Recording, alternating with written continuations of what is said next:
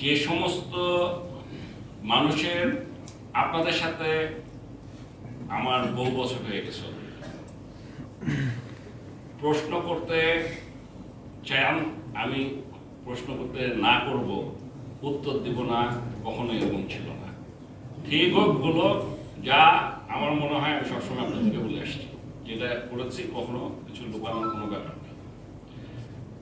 কিন্তু তার মানে এই না এখন যে সমস্ত জিনিস সোশ্যাল মিডিয়াতে চলছে, বিশেষ করে খেলোয়াড়দের বিরুদ্ধে পার্সোনাল যে অ্যাটাক, আর অ্যাটাকের একটা নমুনা আছে।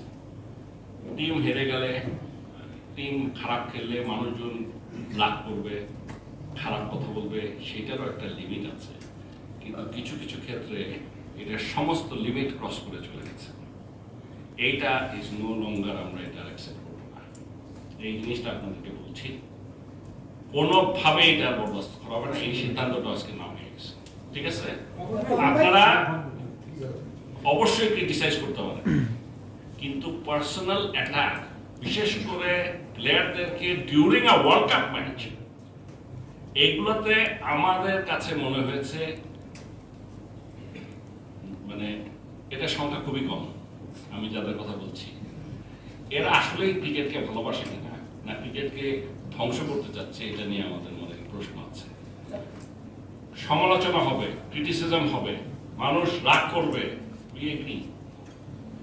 কিন্তু যে সমস্ত, আমি একটা দেখতে, শুধু একটা দেখে, আমার তো নাই, I am not in the social media, আমার ফেসবুক টুইটার কিছু নাই, আমি একটা দেখে আমার এমন না করছে আমি কি বলবো, আমার অন্যরা পাঠালে আমি খুলিও নাই, বিশ্বাস করেন একটাও খুলিনি। আমি আর আমার শুনে আমি ভাবছি বলে কি এসব, এ তো একটা ক্রিকেট প্লেয়ার একটা দেশের রিপ্রেজেন্ট করতে যাচ্ছে, তাকে নিয়ে এইরকম মন্তব্য।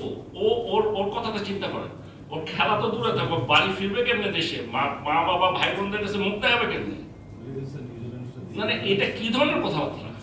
এইগুলো আমি আপনাদেরকে বলে দিচ্ছি, আজকের পর থেকে আমরা বলেছি মানে আমি আপনাদেরকে আগে জানাই দিলাম, এটা আমরা বরদাস্ত করব।